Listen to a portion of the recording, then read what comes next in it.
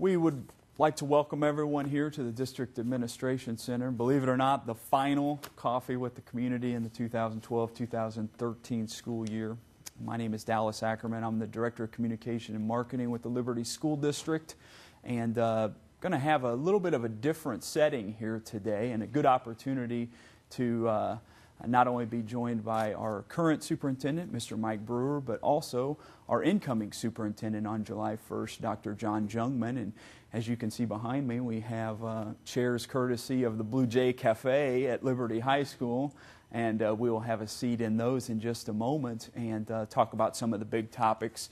It's been a busy year in LPS, and then also look ahead to the future. So at this time, I'll introduce Mr. Mike Brewer and Dr. John Jungman, and come on up, and we'll have a seat and toss a few topics around. First, gentlemen, thanks a lot for joining us here this morning for our final Coffee with the Community.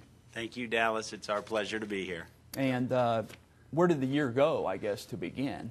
Boy, I'll tell you what, it seems like every year goes by more quickly than the previous, and it's incredible that the year is almost over. We've gotten a lot done this year, and we've had a very successful school year in the Liberty School District. And I appreciate you both providing the visual. You both brought coffee with you to your respective seats. So I don't know if his is real coffee or not. It may be the foo-foo stuff.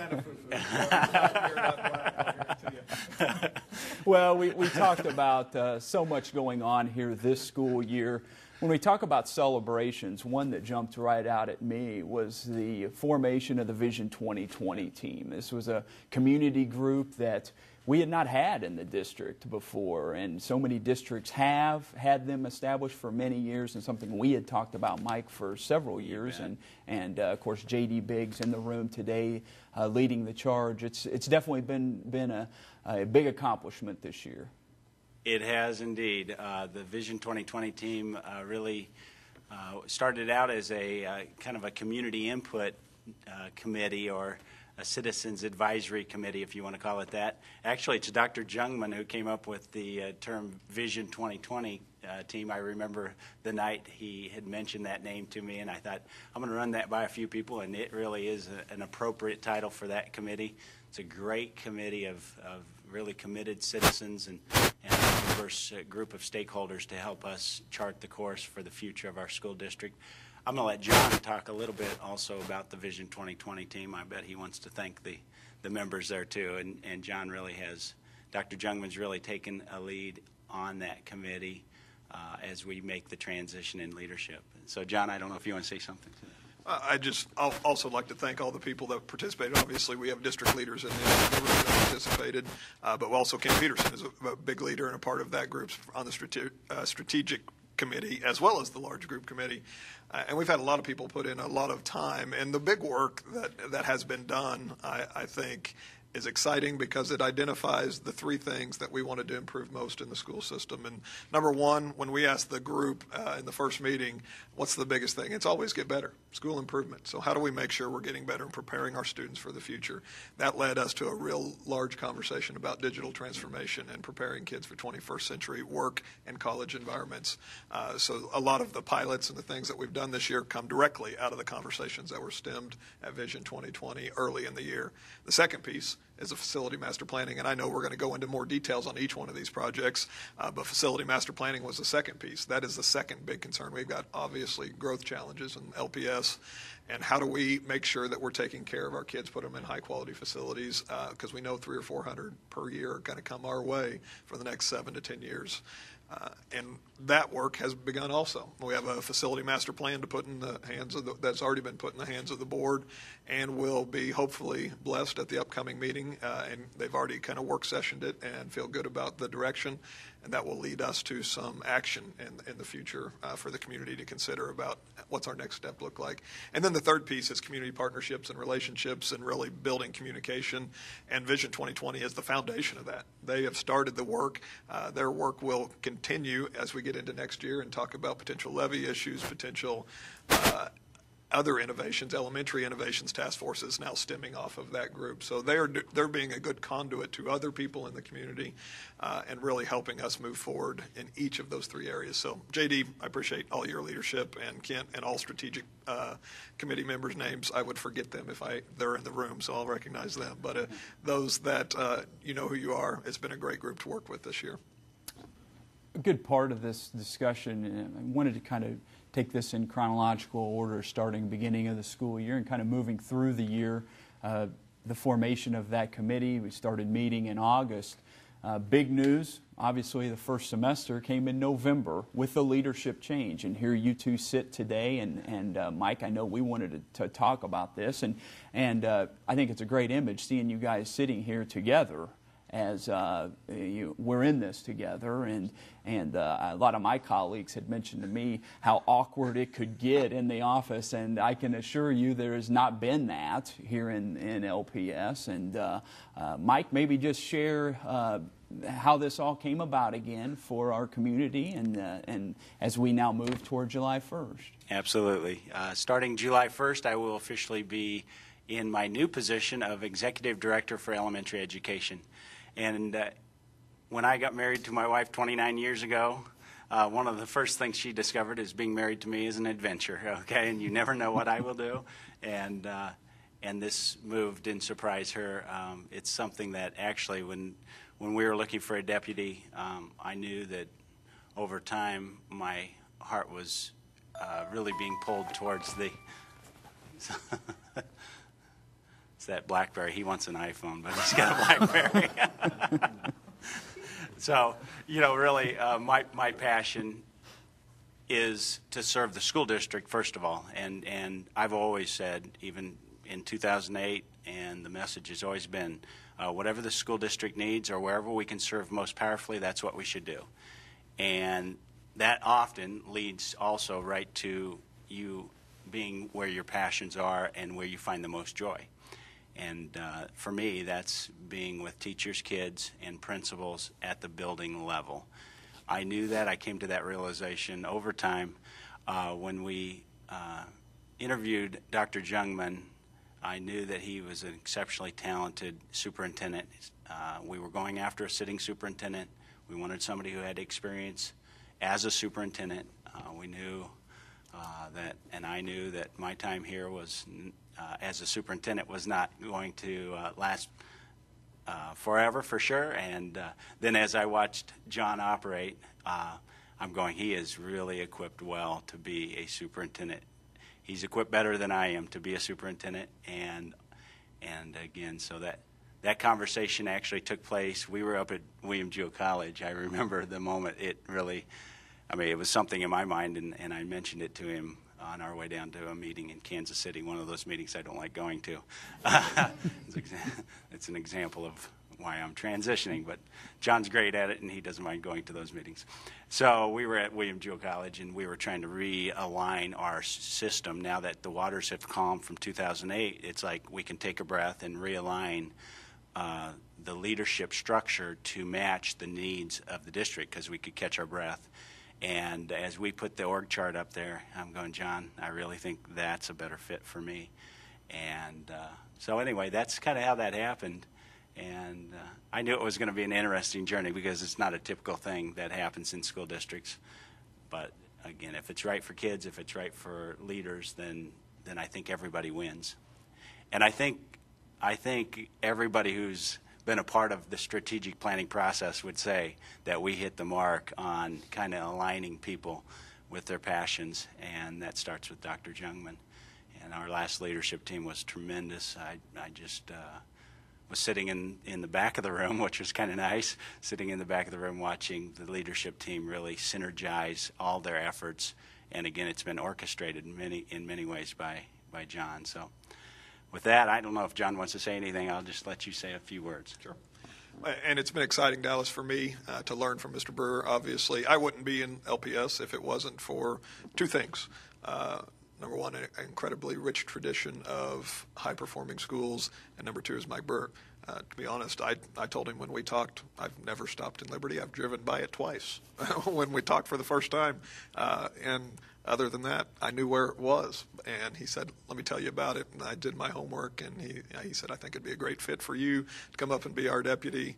And I thought, and the kind of the task that he charged me with, strategic planning, leadership development, overall organizational improvement, were right up at my strength zone, I thought, and I thought I could really enjoy this piece, and I've loved every minute of it. And I would tell you that you talked about the transition and how smooth it has been. I didn't walk in July 1st thinking I'd be superintendent in 12 months, or in that would be announced in 90, 120, whatever it was, days that quickly. But we're putting in places for a reason, and Mike Burr was put in this district for a reason, and he's done incredible work, and his humility is what has led to the ability for us to transition so smoothly. It's a very unique situation, and we make a great partnership, and it's not just he and I, it's the entire leadership team, our cabinet. They've been thrown upside down a little bit. We've done a lot of rework and reorganization, but it's all in the best interest of kids, and it takes an incredible organization that understands we're going to put kids first, not adults first, and I think Mike has led with that from the top, and I'm excited to be a part and hopefully carry on that tradition. Dr. Jungman, you talk about the transition. Just maybe talk about how important these last several months have been for you as we move toward July 1. I mean, you've hit the ground running, and it feels like it's not going to be like a new body coming into the office on July 1. We're rolling. And that's one of the things when I interviewed with the board for the situation, I said that's an obvious advantage that I have instead of going to an external candidate or thinking something different is I've been here for the last 120, 180 days. I've done research. I've worked with the community already. I've worked with leaders. I've worked with teachers and kids. So we aren't going to slow down. We have been working hard, and the pace isn't only going to pick up as we move forward. It's been great to be able to actually be in the second seat because Mike has still been able to manage everything day to day operationally, and I've really been able to do a lot of the behind-scenes work to get the planning done, and that's what we've talked about. And a lot of our leadership team meeting was about this week was this work has been a year of planning. The real work now begins. Planning is hard, but it's not near as hard as implementation. So the real work begins now of implementing a new facility master plan, implementing a full digital integration, and implementing some of the work, the new strategic plan we've been working on. But we wouldn't have been able to do that planning absent kind of putting somebody in charge of that, and I think was a great move that the district made. Mike, we've talked about facility master planning. That's been tossed out there a few times already. It's been an ongoing conversation now for several years. The students keep coming, still one of the fastest growing school districts in the state. Could you just provide us an update where we're at currently, and then maybe John talk about maybe his vision moving forward? Absolutely, and again, John and I will speak with one voice here. We've been just right together as we've done the strategic planning and also facility master planning, and they go hand in hand, and also the digital transformation. All of these things fit together because all of these pieces need to be in place for us to be able to take care of kids in an effective way. So we've worked with our architects to rework we had a facility master plan that we put before the voters. It did not pass by about 200 votes. There were a lot of challenges out there, so we came really close compared to some of our neighbors. And it's been a tough time for school districts to pass tax increases. Now, don't take this the wrong way, but that's not all bad that didn't pass, because we could we could come back together and look at the big picture through a different lens. And so I'm a believer that, especially when it involves kids, all things kind of work together to serve kids. If good adults, good caring, loving adults get together and come up with the best thinking. And I think that's what's happened here is we've come back together and said, okay, that didn't pass, but there might be a different way of doing this that sets our district up for even more success for the future in operations of the district, and also in charting the course for other school districts, because we think that the challenge that we're facing right now with the rapid growth and the flat revenue, and that does create challenges for districts when you have basically flat revenue and you have an increasing number of students, that doing this differently, educating children differently but more effectively, is going to become a necessity for districts across the nation, and we want to lead the way. And we have other districts that are also leading the way, Mooresville, North Carolina, and some others, and we've visited those school districts. So we've worked with our architects, worked with Vision 2020, the Vision 2020 team. We've had some community input meetings specifically around facilities, and we are moving in a different direction and really driving the efficiencies into our system so we can continue to operate our system without significant tax increases. And so that's kind of what we're working on. And I'm going to let John talk a little more about it. He's led most of the meetings on this. Thanks, Mike. And to dig into the facility master planning, I think it's much more than facility. We use that because we're talking about levy issues and we're talking about building buildings and those kind of things. But it is operationally a master plan also. So the way we kind of stepped back from where we were, instead of this is a facility plan, this is a master plan of how we're going to do everything from digital transformation to staffing to facilities and how we're going to take care of our people.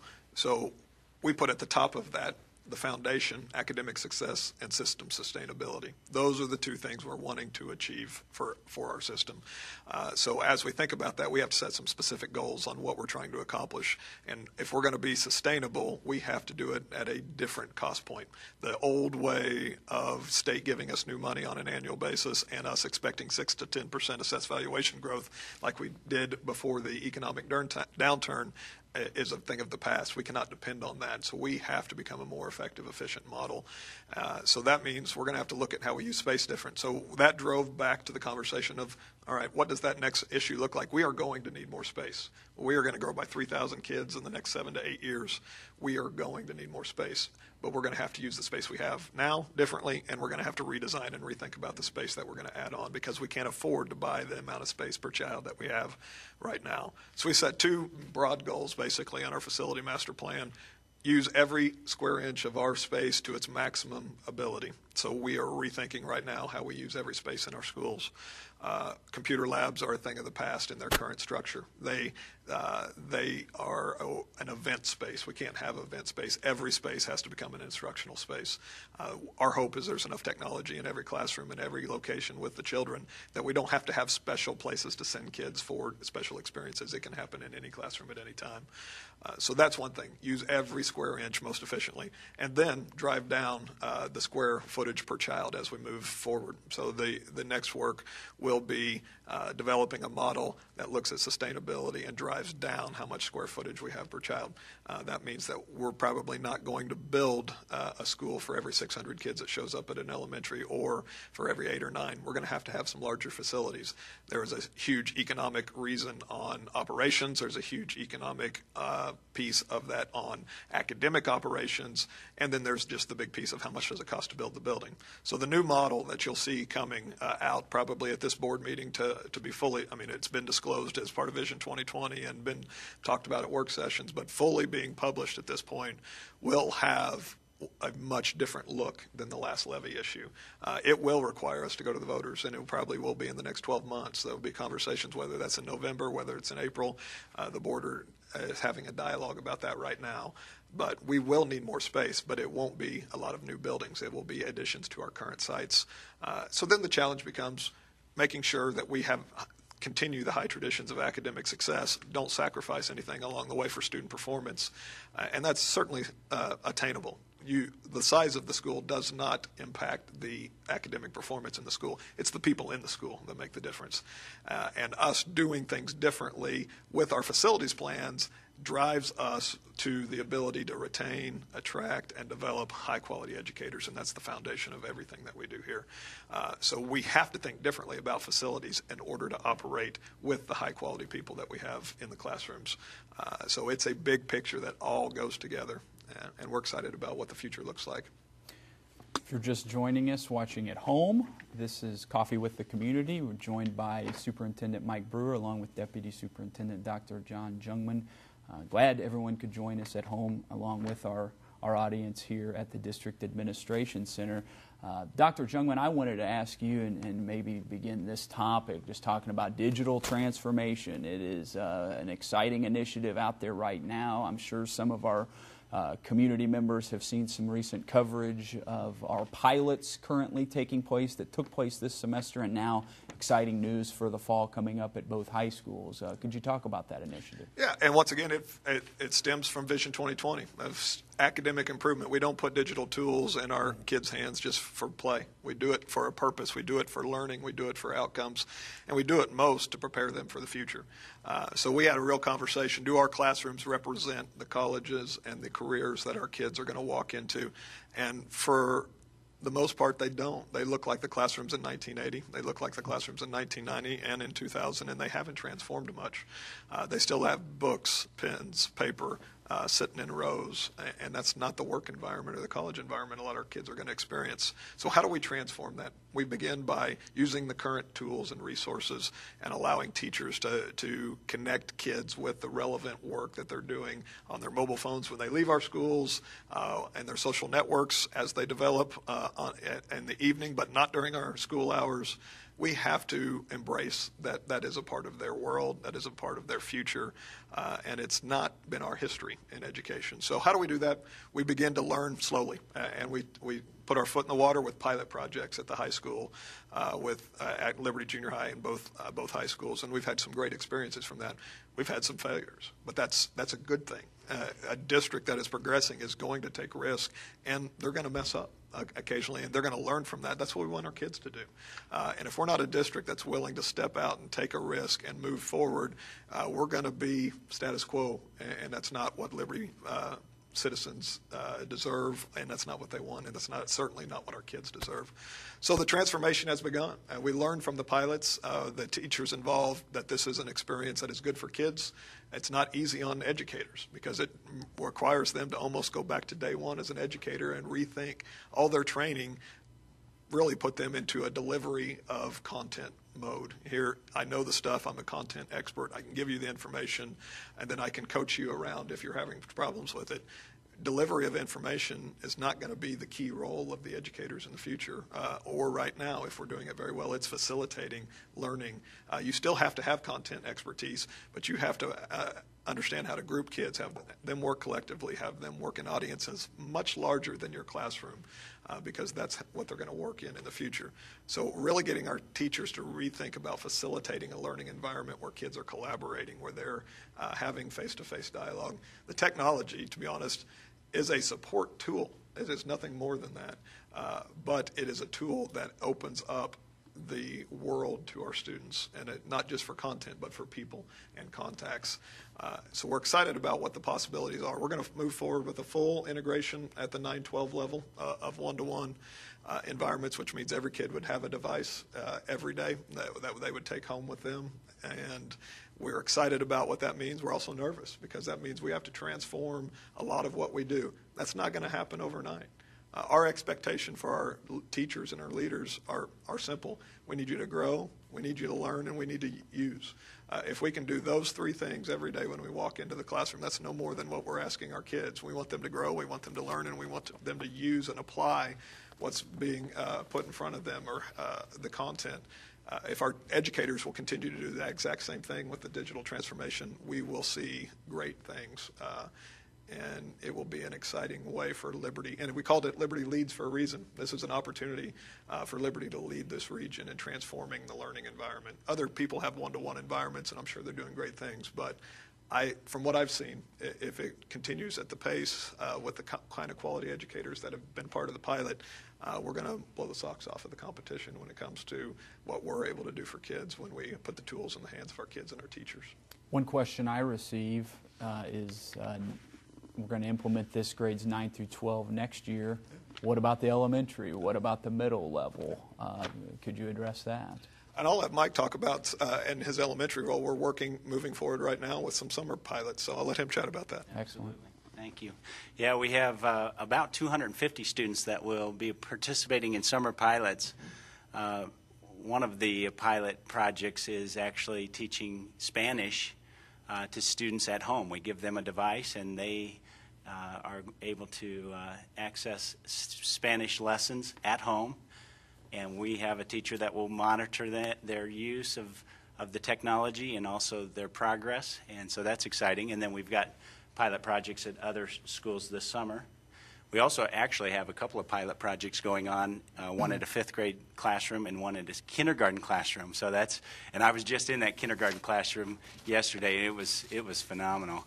I have some awesome video of kids using technology in a powerful way. It was so incredible. I went home and told my wife that I was watching kindergartners do things I could never imagine them doing. They were getting on Padlet, typing in what center they were at, and then also typing in, and these are kindergartners, what they'd learned, and sharing with their friends what they'd learned, and it was all showing up on the screen simultaneously, and they were watching their classmates do the same. And they didn't know how to spell words, so they were helping each other, and the device was helping them spell words too, and it was just incredible, just like it helps us. I mean, it's exactly the same thing. So 250 students right now will be participating starting in summer. Very exciting time for elementary as well. It'll look somewhat different at the elementary level than it does the high school, and it should. We have to adjust according to the age of the student and what they need to make that next step. But it eventually be a very seamless transition from kindergarten all the way through, in pre-K even, through 12th grade, and we'll be very thoughtful about that progression as we integrate technology into our classrooms. Some exciting times. A year ago, I probably would have thought that our setting today, one of the main topics would have been the grade reconfiguration, a huge topic and a huge undertaking the last year, but there's so many other things going on that we're right on the doorstep of that, though, with coming up in August. We'll make the big change. Of course, Scott Carr is so instrumental in making that happen. Mike, if you could just give us an update on the progress of that project. Absolutely, and you're right. That was a major undertaking, and I want to thank publicly Scott Carr for really leading that initiative, and all the leaders, especially the middle-level leaders and the high school leaders. They all teamed up to come up with a great plan, and we also involved parents in that process and teachers. But that process was a year-long process of turning our 2 junior highs into true middle schools. And so we'll have a grade configuration of pre-K and then grades K through 5, kindergarten through 5th grade. And now, starting next year, we'll have 4 middle schools that will have grades 6, 7, and 8. And then our 9th graders will be at the high school. For the first time in many, many years in Liberty's history, 9th graders will be at the high school. That allows them to have access to many courses that they did not have access to in the past. They had to wait till they got to the high school to have access to some of those courses. Or we duplicated those courses. And again, this is all going back to efficiency and effectiveness. And so by reconfiguring, we cut down on the number of transitions. We create a true feeder system, grades 6 through 12, and that's huge. That's very significant in communicating with parents and creating continuity in programming and collaboration. A true feeder, where right now we absolutely don't have that. And most districts that go through growth like we have go through a period of time where you have shuttling of kids back and forth because you've got to make do with what you have, and this frees up space at the middle level. We were significantly overcrowded, especially at the South Valley campus. Temporarily, we'll have some modulars at Liberty North, but the core of that building can handle the number of students coming up there, and we know that Phase 3 will happen at North, but the modulars will be gone at our middle levels. At the South Valley campus, they were really, I can't remember how many, but there were a significant number. So that process is moving forward, and we've got things in place. And I've gotten several emails from parents, and I love emails like this. And I don't mind questions and concerns either, but I love emails, especially when I get an email saying, I was a little worried about going to this school or that school, and this one happened to be Heritage Middle School. This was from a parent there, and just the culture that Scott Carr is starting to create there, because that's our most challenging building as far as the layout to make it into a middle school, because it's a 3-story junior high that is now going to become a middle school. And so John said it, and it's true. It's about the people inside, and the teachers and the administrators and the counselors have really created at all of the schools, a very student-centered environment. So we're excited about that. You know, John, as we bring you back in, Mike talked about the freshmen moving to the high schools and getting the opportunities at the high school. They also get the opportunity for a device next year, which I was thinking the other day, it seems like almost it's fit perfectly, the timing of all this. And you talk about finding efficiencies and the opportunities for these students. Maybe your thoughts on that?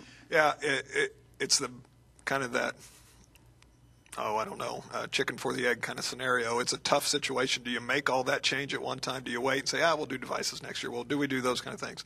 No, this is the scenario of the perfect storm, I think. The perfect storm where we have enough transition going on that we're going to reinvent a lot of different things for a lot of different kids and teachers at one time. The reconfiguration is going to provide a credible amount of opportunities for kids. And now the digital device is going to take that much beyond just the freshman move. It's going to take it to the sophomore, juniors, and seniors, because the piece that we feel best about with that digital transformation is this is to accelerate the learning for all kids in 9-12. So really the move for reconfiguration was one of the big outcomes is give freshmen more opportunities. I think now we're going to give all kids more opportunities. So that's exciting. Also, obviously, the feeder pattern is a big win, I think, just to get comfort with that same population, the fewer transitions. There are just multiple wins in this scenario, and it will make for a more economical way to educate kids, too. So overall, it has been a little bit scary because of so many things, so many moving parts at one time. And when we open next year, it's like you're opening almost 6 new campuses, because you got 6 groups of kids that are going to new places that they hadn't been before, and new teachers in all those places, and reconfiguring. So there will be bumps along the way, but it will be with the best intentions, and it will work its way out. It always does, and it does much quicker than we sometimes think. So, and it's because, period, comes back to quality educators, and those quality educators do great things to support kids, and when they have a problem, they embrace them, they help them along, and they get them right back on the path, and that's why LPS has succeeded in the past and will continue to.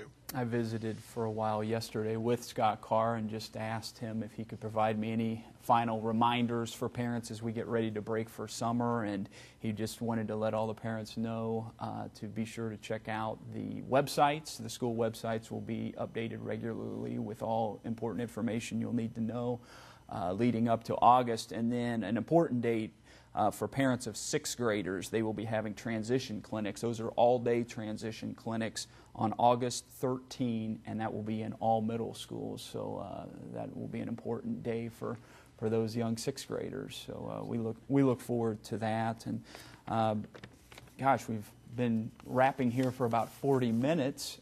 We also want to leave time for our audience members here that have joined us live to ask some questions, as we always offer that opportunity, and thought maybe we could open it up to some questions. Absolutely. I have a question. You said that you were rethinking the thought process of how big elementary schools should be, and the elementary school sizes do vary considerably in our district, from like 300 to 800. So I personally, as a parent of having children at the school that's 800, I do not like that situation at all. And so what do you see as the optimum level? You might summarize the question. Yeah, so the question is elementary size. What is the optimal level? And to me, there is not an optimal level. The optimal level is the quality of educators who walk in the building, because, once again, it comes down to if we build buildings at the rate to have them at 400 size, it will significantly impact the quality of educators that we walk in the room. So we have to decide what's our priority, and our priority is always has to be our staff and our people that are educating the children, not the building. But we have to have a safe environment. So the goal becomes, if you have a school of 800 to 1,000 kids, it's not the same thing that we grew up in. It may not feel like that small environment. What do you do as a system to make it feel small? How do you create schools within schools? It happens all over the country. We are in a very unique situation where Missouri doesn't grow their schools to be very large. You walk into Texas, you walk into Chicago, 6,000 student high schools, 1,000 student elementaries are commonplace. It's not uncommon, and they perform incredibly high. Their parents love the outcome. It's just not our norm. So the norm has to be that we're shooting for the quality of educator, the quality of the environment, the quality of leadership, and what do you do to make it feel small and still engage parents, still engage kids, and don't get lost in the shuffle. And it doesn't matter how big the building is when you do that. Yeah, I realize that the building's a building, but the disadvantages that I saw at the 800-kid school was that 2 classes have to take gym together. Yep. There's not enough parking. Yep. I have seen instances where I don't think it's a safe environment with the kids being dismissed from school. Yep. There's cars, there's kids, there's bicycles. I've seen kids almost hit by cars a Yep. lot. Yeah. What else? Going to lunch there, it's just a noisy, chaotic situation. Classes have to be split up to go to their specials because they only have, if they have 6 sessions of the grade, then they only have 5-day rotation. I mean, I could go on and on and on. Sure. I mean, so to me, the physical location of the school plays a part in it. What kind of parking they have, how it's situated. in the Absolutely. location Where it's at, if you have side streets, where people can park instead of. So I'll go ahead and miles away, respond to that. parents Yeah, are like, we're at the absolutely. pool to pick up our kids. Yeah. So So- that kind of thing. So one of the things that we're looking at is, first of all, I would say that, your experience is very valid. Anyone's experience is valid, and we appreciate hearing that. When I walk into any of our schools, the largest schools or the smallest schools, I see kids being well educated, and our test scores would indicate that as Yeah, well. and But that's true, they are yeah, well yeah, educated, but not yeah. all kids yeah, can do well in a large size Yeah. school that has Yeah. those issues. So with the Not facility everybody's master, the same. yeah, Some kids have special needs. you bet. And some situations, Yeah. So with our facility master planning, we will address some of those challenges, as we work with our architects to create good flow of traffic and get those kids. Part of the challenges are that, there's over 200 students outside in modular units. Let's get those kids inside. I mean, right now And at so, that large yeah. school, because I've seen it, yeah, in the 15 minutes allowed in the mornings, yeah. the car rider line is not finished. Right. By So, Bell and yeah. Lee, So- Because it's physically not possible with the hundreds of cars You that are bet. in the car rider line, So. especially on the cold winter snowy days. Yeah. Yeah, on those snowy or rainy days, everybody brings their children, Yeah, and because that sometimes it's not, happens. It's just Yeah. a normal day. Yeah, So exactly. to have kids late every day, Yeah. that can't be a good situation. No. So we're working on the logistics of the traffic flow, and again, when I visit those schools, and I would say some parents would differ in that opinion, and that's okay. I mean, we all have our experiences, and so. And I think the big point that we come back to, and this is what Vision 2020, and it's not a hard decision. If we were optimal, we would build every one at 400 because it feels more comfortable, especially for parents, for adults, all those things. But it becomes a question of what can we afford? And bottom line, if to replicate the system that we have right now based on the sizes, it would be a 50% increase in tax revenue in 7 years. That's not achievable. There's no way we can do that. So we have to decide what are our priorities. We have enough resources to do anything we want in the system. We don't have enough resources to do everything. So how can we make sure that our priorities are taken care of? And that's quality education in the classroom. Is it going to mean some inconveniences outside? Is it going to mean that some of those things are not the way we would love them in optimal situations? Undoubtedly. But safety has to be number one. And then quality education, number two. If we can take care of those two things, I think those have to rise to our top of our priority list. And then we're going to be inconvenienced from our norms in some other ways, I think. So, yeah, follow-up question. Oh, no, I have Yeah. a different question. Okay. You were talking about the transition of the superintendent's Yeah. position earlier. So will the vacancy of the deputy superintendent position be filled? No, the plan with the reorg is that will not be filled. We actually redid the entire chart basically to realign with what we thought were the needs of the organization. So the deputy goes unfilled, and we actually created executive directors over elementary and secondary. So that position kind of gets split in two, and the academic services assistant soup goes away also. So we actually have a net negative 4% in administration through the reorg chart, and think that we're putting our strengths and our talents where they align best to support kids, and try to really drive things back to the building as much as possible, and less middle management and central office kind of administration. So the deputy will be unfilled at this point. It may be something you have to consider. We go another 3,000 kids, another layer of support, but we don't see it as a need right now. Great question. Ken? Any update on the flyover? Is it on track? He's asking for an update on the Flintlock flyover, and it is ahead of schedule right now, and hopefully I didn't jinx it. So let's look for some wood. So it is on track to be completed before school starts in August, okay? So that is going to help us tremendously. Our buses make over 300 trips across the interstate every single day, and having that flyover is going to relieve pressure on 152 and also allow us more efficient ways across the interstate since there's not an exit or entrance ramp onto the interstate.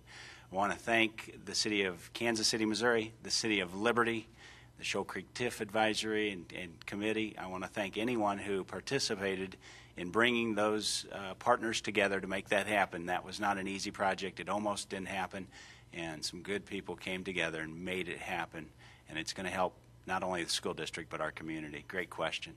And also along that line, we have improvements at 291 and I-35 up by Lewis and Clark Elementary School. It's going to be a little bit of a pain for a while, but although they've been doing an excellent job of routing traffic and keeping the flow going, I still avoid that area when I can. And more lanes across the interstate. That will be done, we think, before the calendar year, not before the school year starts, but right around January 1st or so. We think that's when that will be completed. Also, we're looking to improve 104th Street, not us, but Kansas City, Missouri, and the Shoal Creek TIF Committee, and also having conversations with the City of Liberty. Again, all of these partnerships did not exist several years ago, and now they've really come together to say, let's find ways to make things safe and efficient for our community and our kids. Because that 104th leads right to Liberty North. Many kids, even though we advise them to take different routes, there are still cars on that road. And so we'll take down some hills on that road and change the connection with 291, moving it to 103rd Street. And then it'll curve around and become 104th Street, and it's going to be an excellent improvement as well, and that'll be something that we're looking forward to. So, yes, sir. Question and a comment. I also Okay. thank everybody for the new roads. I live by one and work by the other. All right. It's been great to me. So he's thanking people for the road. So I'm repeating that. You said some restructuring in the organization of the administration. Who are those names? Do you mind sharing with me?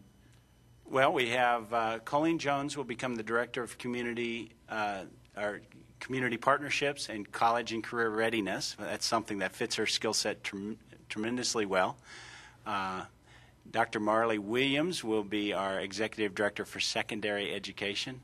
Dr. Jeanette Westfall will be the director of curriculum and instruction.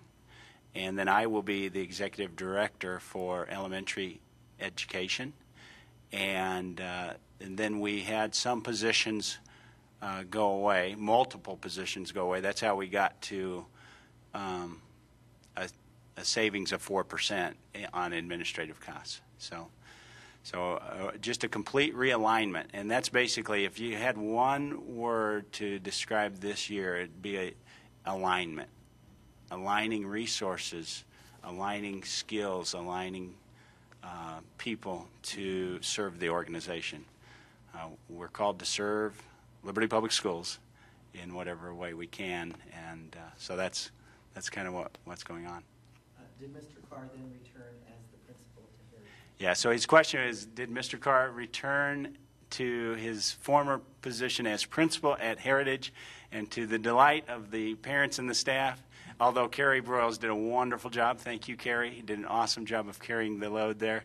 And also Katie Lawson helped out there while Scott took the lead on the middle-level reconfiguration. He will be the principal, to the delight of many. He will be the principal at Heritage Middle School.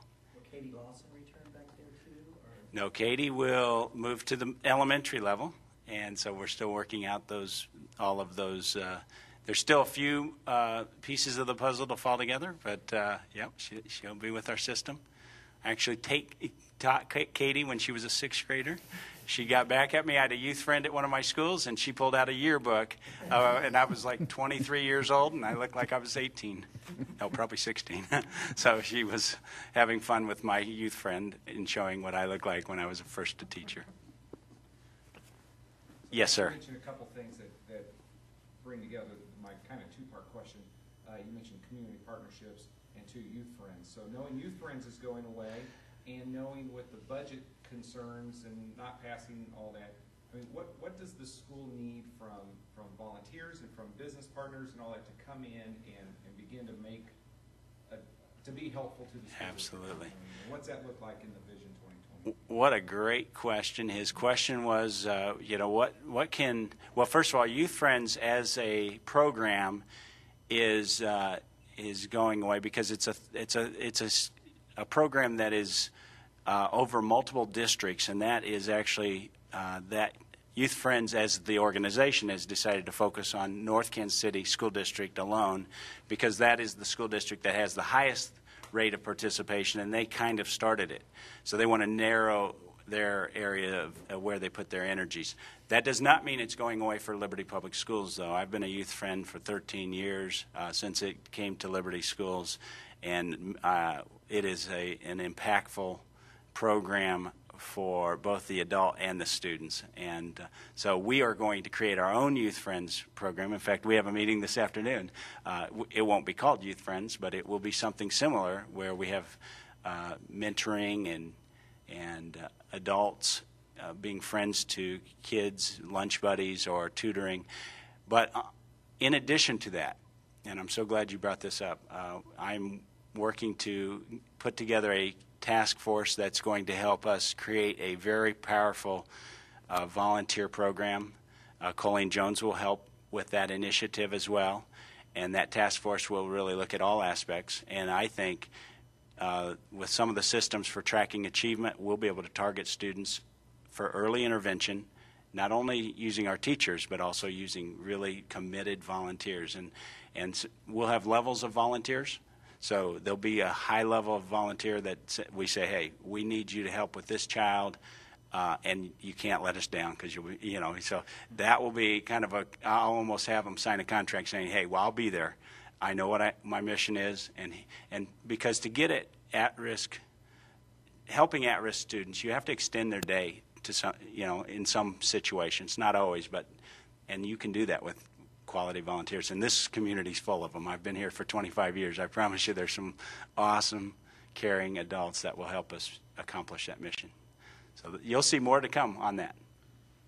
And a second piece to community partnerships, really at the secondary level, a great example is the Northland Access Program, which is a partnership that has just been undertaken between North Kansas City, Park Hill, Kearney, Smithville, Liberty, I think are the school district, Platte County involved. And this will be a career studies program, which will involve us creating programs where kids will go out into more internship roles, more on-site roles. We've done that in very small scale. Blue Valley is a great example of a program that's done this, started very small, but we want to get kids more real-world application life experiences before they leave their junior and senior year, and help them decide what I want to be a part of, help them apply the knowledge that they've gained in our classrooms.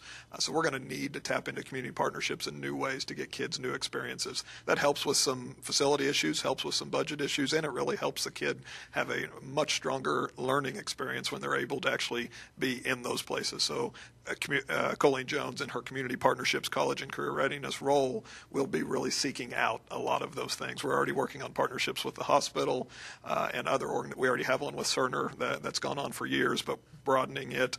So we're looking at very specific roles, one with Ford, advanced manufacturing potentially. So how do we get more of our students getting those experiences earlier on so that they are better educated when they leave us and better prepared? So great question. Any other questions from our live audience? As I mentioned at the beginning of this event today, this is our final Coffee with the Community for this school year. I did talk to Dr. Jungman earlier in the week, and looking to continue this into next year. We're going to start looking for some topics for next year. We already have a few on our radar this year, just covering some worthwhile topics from bullying to issues, any other issues facing our students, strangers, safety. We had a great presentation from Rob Bratcher, and we appreciate all of our guests that join us and come present each and every month. And something I wanted to not only tell our live audience, but also our audience at home is, if you have any ideas, anything you think would be worthwhile to share with you for possible presentations next school year, be sure to shoot me an email or give me a call personally, and I'll be happy to jot that down as we plan for next year. And gentlemen, I want to thank you for your time here today. I think it was great information, and one of the biggest things I want to thank you for is for turning your ringer off of your cell phone. Yeah, trying to blame that on me. That was. I have a feeling that might show up on an evaluation coming up in the coming months. Again, though, thanks for everything here today, and look forward to the exciting things coming up in the months and years to come.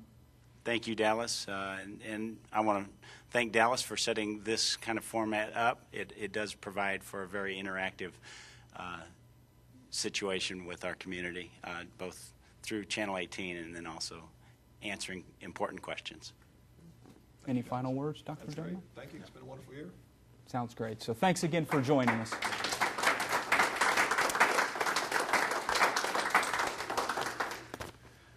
All right.